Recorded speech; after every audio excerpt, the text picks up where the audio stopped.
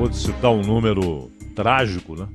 Só em fevereiro, 30.484 mortes em um mês mais curto, 28 dias. E lembrando que ainda é preciso contabilizar, na verdade ficará parte do que foi registrado no fim de semana, ficará já para março, para o primeiro dia de março. O fato é que é um número trágico, só inferior ao que houve em julho, quando tivemos o pico, e agora a expectativa é o que vai acontecer em março. Nós tivemos esse alerta, a Bruna trouxe aí a voz do presidente da Associação Israelita, Albert Einstein, responsável pelo hospital. E, além disso, há o fato de que esses secretários, como a Bruna citou, que pedem uma atitude radical a ser decretada no país inteiro, não ficando restrita a decisões de prefeitos ou mesmo de governadores, mas que seja uma decisão tomada em nível nacional. Mesmo assim, os secretários mandam a carta, na verdade é uma posição pública, mas que eles sabem dificilmente será contemplada pelo Pazuello, exatamente pelo que disse a Bruna, pela resistência do Bolsonaro em atender esse tipo de pedido. Números trágicos, sem dúvida, mas não é a única luta que o Brasil enfrenta, não é o único embate. Na verdade, além desse problema que vai passar em algum momento, o vírus será domesticado, né?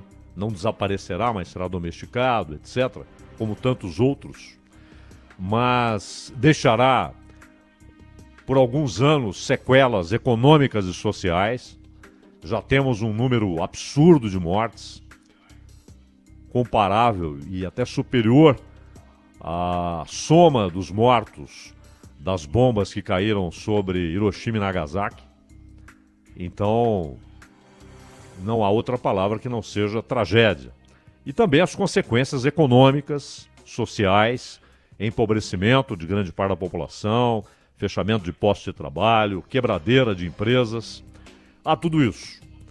Mas também há alguns enfrentamentos que duram já há alguns anos e que, neste momento, parece haver um certo desânimo de quem, há 5, 6 anos, imaginava que finalmente o Brasil conseguia estabelecer uma base sólida para o enfrentamento histórico, o enfrentamento da corrupção. O fato é que muita gente imagina que o enfrentamento da corrupção é algo restrito a uma operação grandiosa, uma operação que aprendeu com outra que foi derrubada pelo Supremo Tribunal Federal, que foi a Castelo de Areia. Mas a Lava Jato, que virou símbolo, emblema de combate à corrupção, ela passou a ter problemas, inclusive no seu apoio popular, depois dos episódios que vieram a público, as conversas que foram hackeadas da Vaza Jato. Mas não é só isso. Não devemos acreditar, primeiro, que o combate à corrupção se limita à Lava Jato. Segundo, que o julgamento do que foi e ainda é, em seus resquícios, a Lava Jato, se limita a 2 ou 3 personagens. Se limita ao Sérgio Moro, ao Dallagnol, a um ou outro procurador, ao juiz Marcelo no Rio de Janeiro. Não. Esse é um trabalho que tem sido feito já há pelo menos 3 décadas e, lamentavelmente, com grandes reveses produzidos pelo próprio judiciário brasileiro, particularmente pelo Supremo, no caso da Castelo de Areia. E no caso da Lava Jato, todos nós sabemos que ela não aprendeu só com a Castelo de Areia, ela aprendeu também com a Operação Mãos Limpas, como é conhecida no Brasil, a grande operação feita na Itália, que levou ao fechamento de partidos políticos, à prisão de políticos, mas também a uma reação muito bem construída pelo poder estabelecido na Itália. E o ponto culminante da reação foi Silvio Berlusconi. Berlusconi foi um fenômeno produzido pela reação do sistema político e econômico italiano a uma operação de combate à corrupção. Ele foi o resultado da reação. E no Brasil, a reação já havia sido anunciada. Tornou-se público o anúncio do Romero Jucá, quando falou que era preciso estancar a sangria. Estancar a sangria, não no sentido positivo, né, de estancar uma hemorragia que estaria consumindo o país, que estaria fazendo com que as forças do país se esvaíssem. Não. A sangria era a sangria do poder estabelecido. E quando ele fala em estancar a sangria, ele não fala numa posição pessoal, ele fala num movimento. Com supremo contudo, aliás, é uma frase lapidar de Romero Jucá. Com supremo contudo. Como força de reação ao combate à corrupção.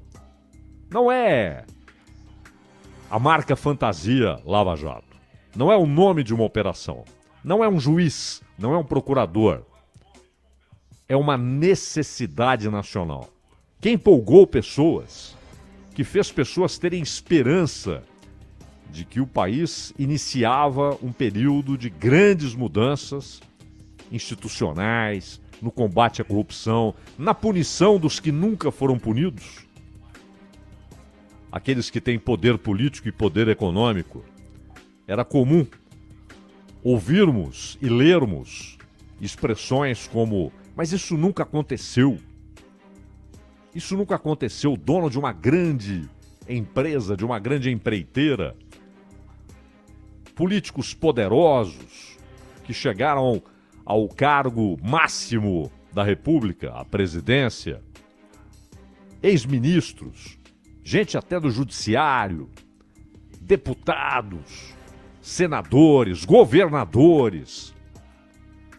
Essa gente nunca foi tocada e agora é. Alguma mudança está acontecendo. E durante uns 2 anos, o poder estabelecido também acreditou alguma coisa diferente, estranha, está acontecendo. Que, na verdade, buscava forças, essa coisa nova que estava acontecendo, nas ruas. Naquelas manifestações que tinham objetivos difusos, uma coisa diluída, que em determinado momento, como sempre acontece quando as manifestações se prolongam, viram um acontecimento, um evento, algo a se comparecer. Né?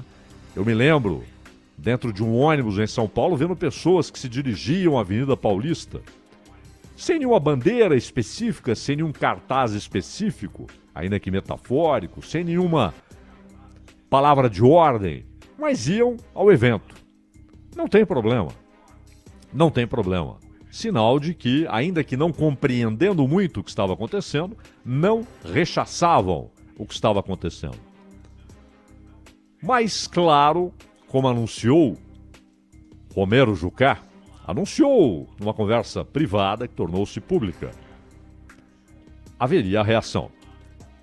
E ela foi ampla, ela foi geral, ela foi restrita, nas palavras de Ernesto Geisel. E a própria Procuradoria-Geral da República, em algum momento, passa a fazer parte da reação. Mesmo antes do Aras, né, que de certa forma jogou o que ele espera ser a pá de cal. Ele não tem essa certeza, mas ele espera ser a pá de cal.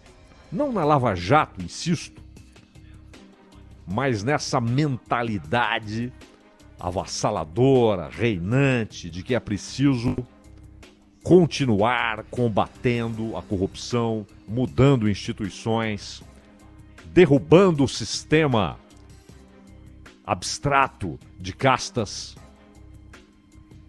Então havia, de fato,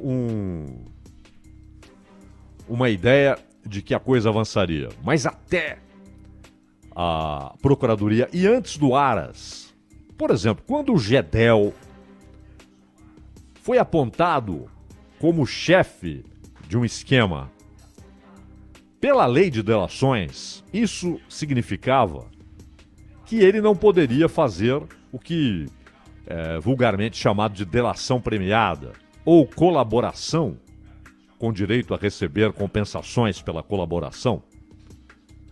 Por quê? Porque a ideia da lei de delação é exatamente que o sujeito que está no topo daquela organização, ele não tem a quem delatar, ele não tem a quem entregar, ele comanda. E se ele comanda, por que iremos premiá-lo? Ele não vai entregar ninguém acima dele. Que precipitação! Alguém acreditou mesmo que o Gedel estava no topo? Aliás, o que aconteceu? Onde está a resposta? A pergunta mais singela: de quem é ou quantos são os donos daqueles 51 milhões de reais guardados candidamente num apartamento? De quem é aquela grana? Essa resposta não foi dada. Ah, é do Gedel. É mesmo? Só do Gedel? E aí? Lá já havia essa ideia da proteção à casta. Mas é claro que eram reações sem muito poder de fogo. O poder de fogo no Brasil está no Supremo e no Congresso, que pode alterar leis. E aí temos um outro ponto. A possibilidade de prisão depois de condenação em segunda instância. São dois grandes instrumentos.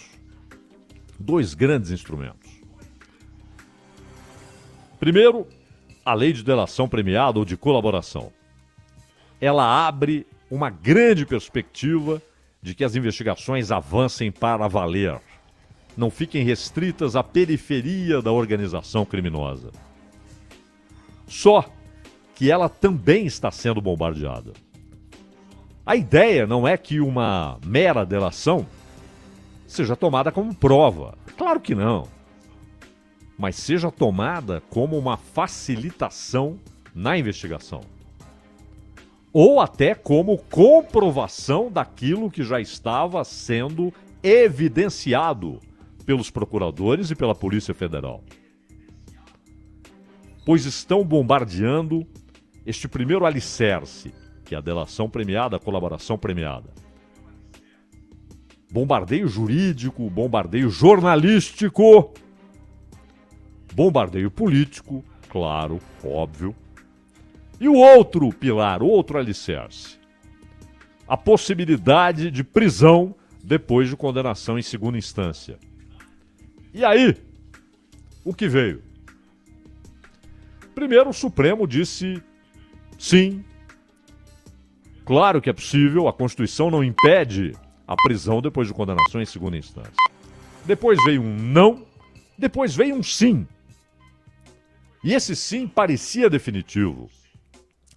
É interessante que a Rosa Weber, por exemplo, que é contra essa possibilidade de prisão depois de condenação em segunda instância, a Rosa Weber, quando teve de tomar decisões ligadas a essa decisão, mesmo sendo contra, ela respeitou a decisão do colegiado e garantiu a manutenção daquele princípio. É possível, não é obrigatório, não é impositivo, é possível, é permitido que um juiz decrete a prisão com base no fato de que alguém foi condenado em duas instâncias. Na primeira instância, por um juiz, na segunda instância, por um colegiado.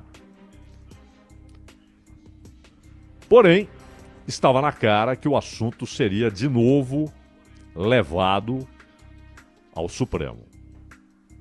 E aí, houve uma mudança decisiva, a do Gilmar Mendes. Ele que havia votado, sim, é possível, a Constituição não impede a possibilidade de prisão depois de condenação em segunda instância. Tempos depois, muda seu voto, vota não. E aí, claro, esperamos o argumento cabal. Não, eu li melhor o texto constitucional e ele impede essa possibilidade. Não foi isso. É isso que eles devem fazer lá. Decidir conforme o texto constitucional. A Constituição impede? Não. Se não impede, permitido está. Alguma lei ordinária impede? Não. Então, se a Constituição não impede e as leis que estão abaixo da Constituição não impedem, permitido está. Qual argumento ele usaria então se não havia o impedimento jurídico? Ele disse que estavam ocorrendo abusos. Meu Deus. É caso a caso. O próprio Gilmar disse outro dia, quando perguntado se uma possível decisão pela suspeição de Sérgio Moro, e mesmo essa decisão já tomada de permitir que a defesa tenha acesso lá àquelas conversas obtidas criminosamente, foi perguntado se isso não se espalharia, não atingiria milhares de casos. E ele disse, não, nós temos de julgar caso a caso. Perfeito! Então por que no caso da prisão depois de condenação em segunda instância, Gilmar Mendes não entendeu que também é preciso olhar caso a caso e não lançar essa generalidade? Estão ocorrendo abusos. Que abuso? Se é permitido, e o juiz lá entendeu que era o caso, a quantidade é que é considerada abuso? Não, tem um caso ali que não era pertinente a ordem de prisão. Perfeito! Vai em cima daquele caso. Mas estão ocorrendo abusos? Então os dois alicerces, um está sendo atacado, que é a colaboração premiada, e o outro foi bombardeado. A possibilidade de prisão depois de condenação em segunda instância. Mas as reações não se limitam ao Supremo. No Congresso, a aversão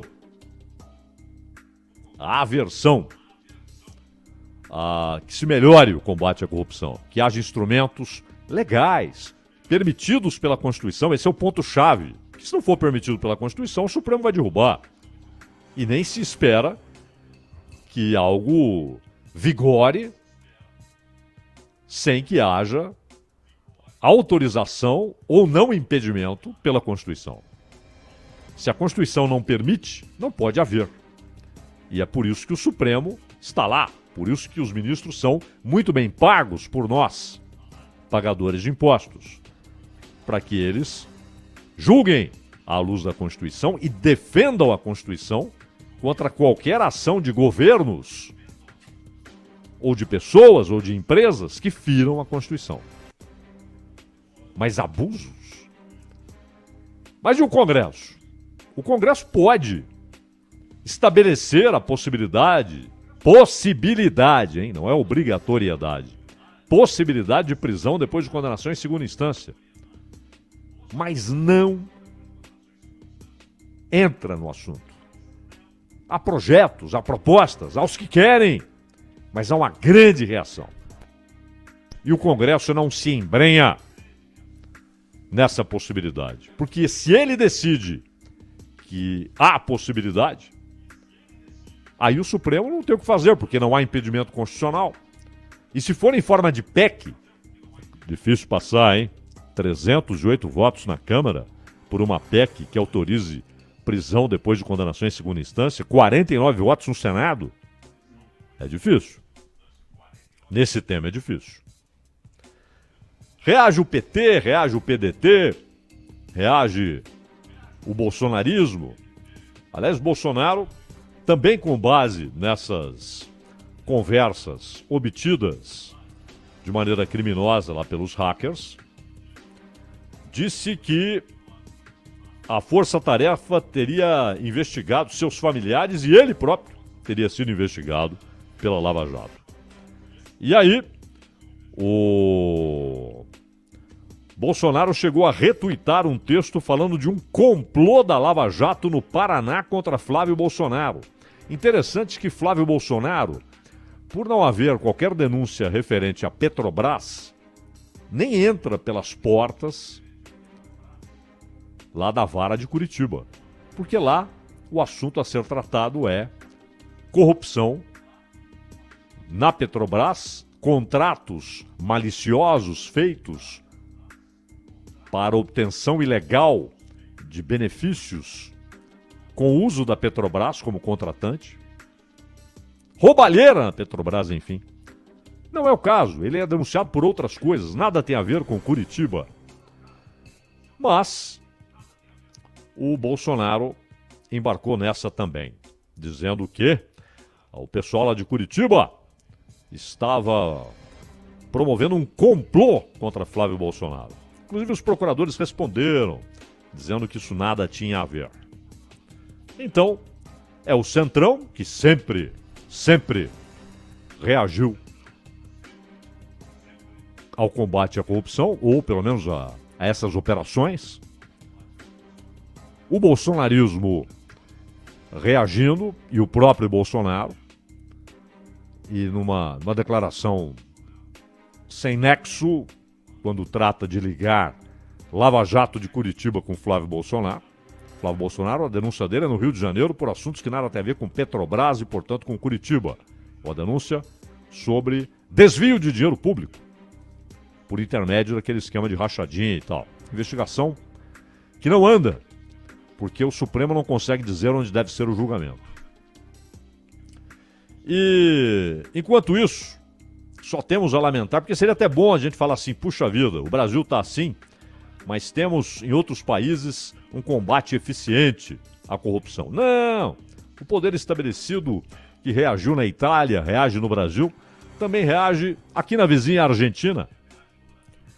Houve um revés para Cristina Kirchner com a condenação do empresário Lázaro Báez, envolvido em escândalo de corrupção com os Kirchner e condenado a 12 anos de prisão por lavagem de dinheiro. Só que aí há um problema.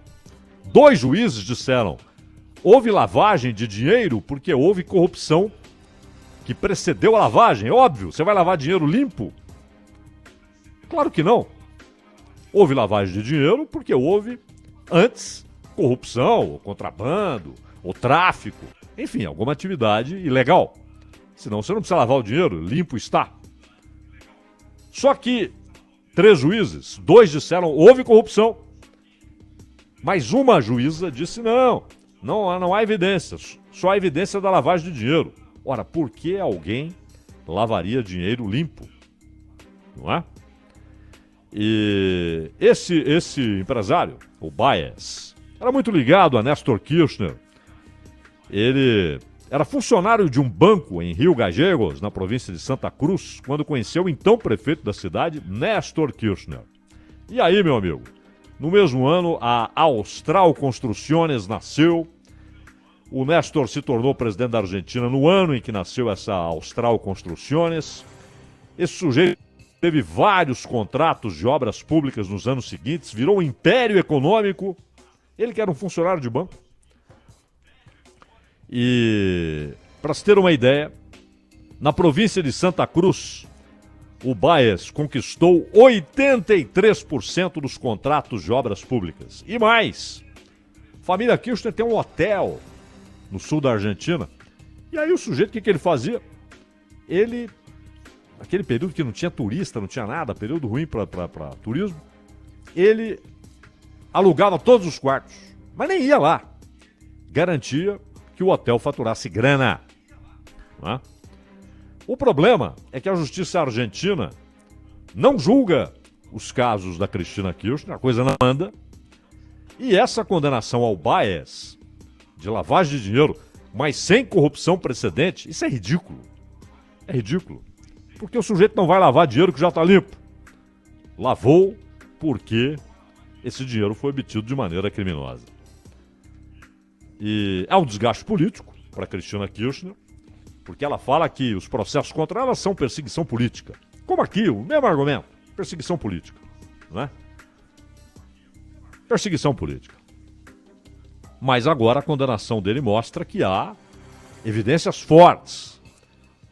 Pena que a justiça argentina foi muito precária. Agiu de maneira inconclusiva. Não conseguiu chegar ao termo. Não conseguiu dizer houve corrupção, mas disse houve lavagem de dinheiro. É claro que as investigações continuam, mas com aquela lentidão exasperante que enxergamos não só no Brasil, mas em boa parte da América do Sul. Bruna.